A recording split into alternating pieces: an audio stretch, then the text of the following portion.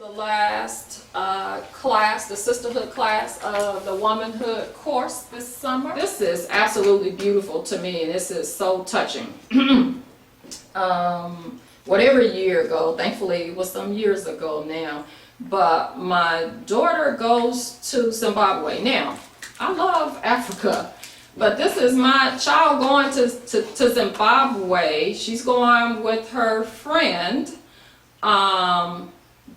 to stay with someone that they have not known long, who lives over there.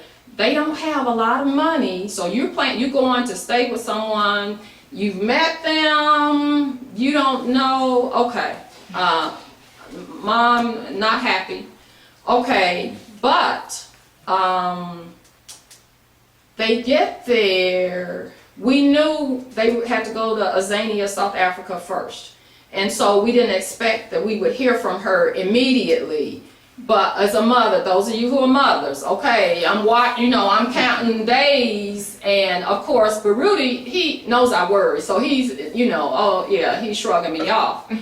Okay, but then Baruti got worried. And so if he gets worried, then my worry, it goes, yes, because I'm not tripping because he's worried too.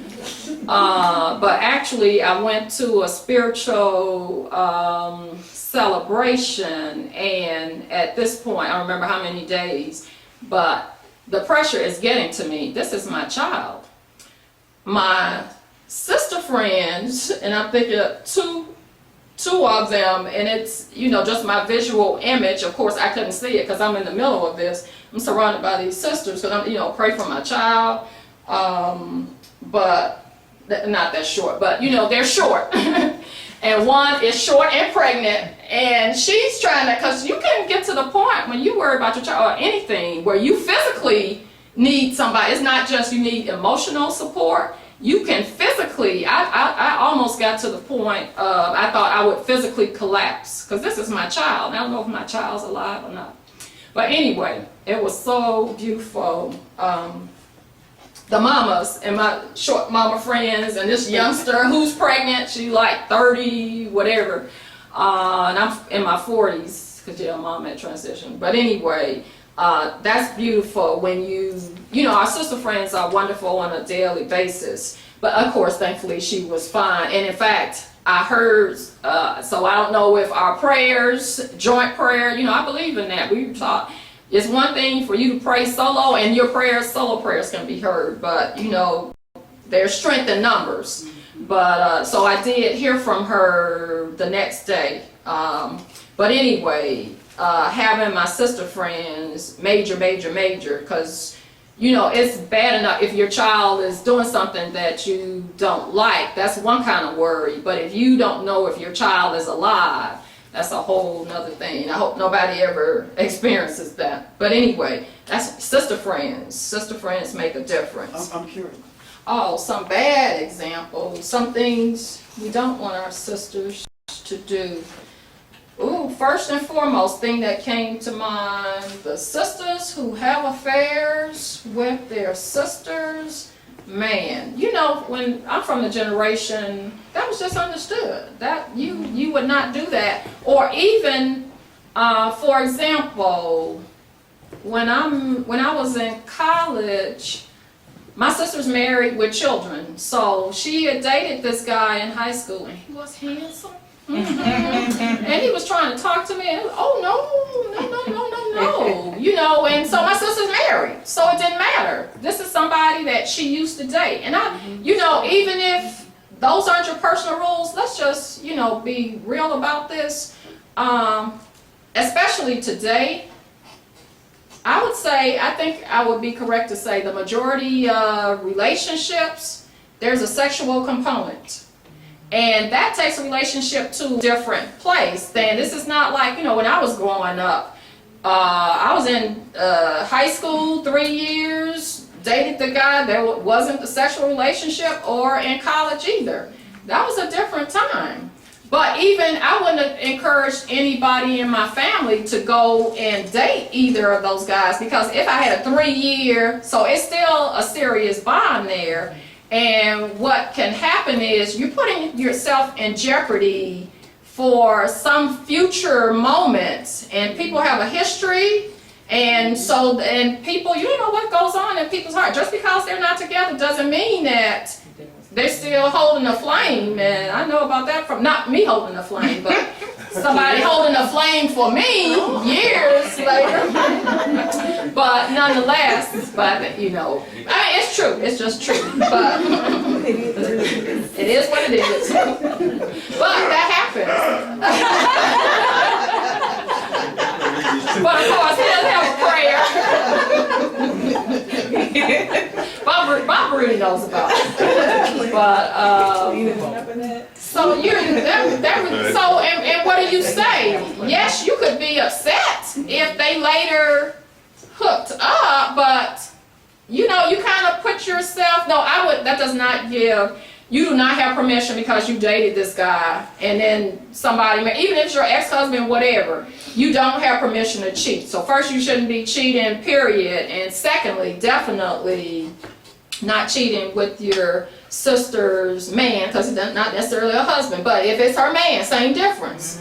But I think you put yourself in a situation, you open yourself to the possibility somebody's holding a torch, or it doesn't even have to be holding a torch. You know, this sexualized society we're in, so all you need, somebody's moaning and groaning, some sadness, and somebody's comforting somebody. You need to keep ourselves out of those situations. And I would say, in terms of having gotten to my protocol, we need protocol. Like I said, when Bob Baruti's out of town, I have Bible friends, and really my Bible friends are all Baruti's friends. So we don't have these separate, you know, which I don't think that's cool. Male-female relationships that they're not, you know, we're sisters and brothers together, all four. And you got the ones who are married, but otherwise, I don't think women need to, I think we put ourselves in situations that can open you up to temptation and to doing things that you shouldn't do. So you know what? If you're never alone with a man who's not yours, you don't have to worry. There can be no sexual interaction or even these emotional, you know, the people have the emotional affairs. No, that's why you need your sister friends. Because even, you know, I don't believe in the women and men are friends in terms of this is my best friend, or you have conversations. So you have an emotional bond with that person. So all you need, and you know everybody who's turning up the bottles these days, little alcohol, you said about something going on, he said, okay. I just see, for me, it's a recipe for disaster. And I think we can prevent a lot of problems by not allowing ourselves to be in those situations to begin with. Okay, I already mentioned the bad friend who wouldn't watch our daughter when Baruti had back surgery. Okay, I said the sisters who have affairs. And you know, also you shouldn't be dressing. But I think, you know, we don't have a sense of protocol anymore. So first of all, I would say you shouldn't be hanging out here or there anyway. But definitely you shouldn't be doing that up in his face. So, you know, I don't get, you know, I'm very old school, and I'm very proud of that, and I like old school, because I see new school and it is too much for me. Of course, you know, these sisters who look outside of their family, you know, you have people go off to college or whatever, and they have poor family members and say, you know, they speak black English, and they look down on, you know, those so-called friends, people who you think you're friends. If you live long enough, many of those people you will find out are not really your friends. So those definitely are bad examples of sisters. Those who are jealous and, you know, they hold animosity, they don't wish the best good for their sisters.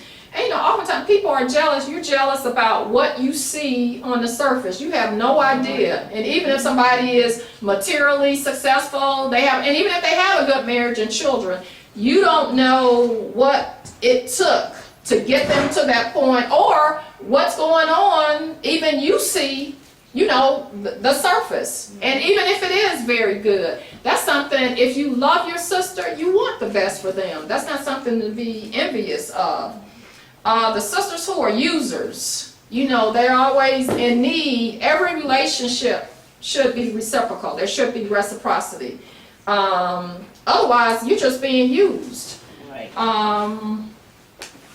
The sisters who forget their sisters because they're in love, you know, that is just too funny. Because statistically, you're not going to be in love with him forever. And you're going to be crying and calling your sister. Now, she may or may not have time for you if, you know, you kind of kicked her to the curb. Now, at the same time, sisters, you know, when we fall in love, which we shouldn't be falling, but we do that, and, you know, we're in the clouds, and we'll give you a minute, okay, to be in the clouds, but you can't stay in the clouds, okay? Relationships have to be developed. Come back down and keep your sister friends near because you're going to need them. Even if you find Mr. Wonderful and you marry and you have a good relationship, you still need your sisters. And just minimally from the perspective, if you need to vent, your husband is, unless he's the exceptional man, that drives them crazy. They just want to know the bottom line. They want to know do I need to beat somebody up? What you want me to take care of? And you just need to pour your heart out. You just, you know, you're full and you need to release. That's what your sisters are for. If you break your sister's confidence, okay, bad example. Those who lie, and you know, not a good friend. If you can't trust your friend, I have a cousin, and unfortunately, she was a liar when we were children. So really, no one, anytime she reported anything, it would not be believed until it could be verified. So, you know, we loved her, but you can't form a close bond there. In one of your earlier lectures, you've already said that if a sister or brother is going to take things happening in a relationship to somebody else to discuss, they should take it to someone who not only cares and loves them, but loves the other mate in the relationship too. Absolutely. So if you're going to discuss this thing, you got to be careful who you take it to. Absolutely. Absolutely. And that's in a note again, somewhere further it. down. I got it in my notes. You got me, but I'm saying in You talked terms of about mentioning it again tonight. But see, Bob's keeping me on point. Well, I'm just taking notes. Okay. Of course, if you can't trust them, or someone who's unreliable, because when you know, family is, or home is where you go when you, okay, somebody help me, how does that go? That when you need them, they have to take you in. There's a saying relative to that. I can't get the correct word. When you have nowhere else to go, that's where you go. But they have to, you know, they have to take you in. That's family. So your sister, when you need her, no matter, she's got to be there. You know, the exception being her child is in, you know, there are some exceptions, but in general, even though you're overworked, whatever, if it's a true crisis, now if it's, oh, she's upset with her boyfriend, husband, and this is their routine, and you know, you've got a deadline, but I'm saying when you are really needed, you have to be there for your sister.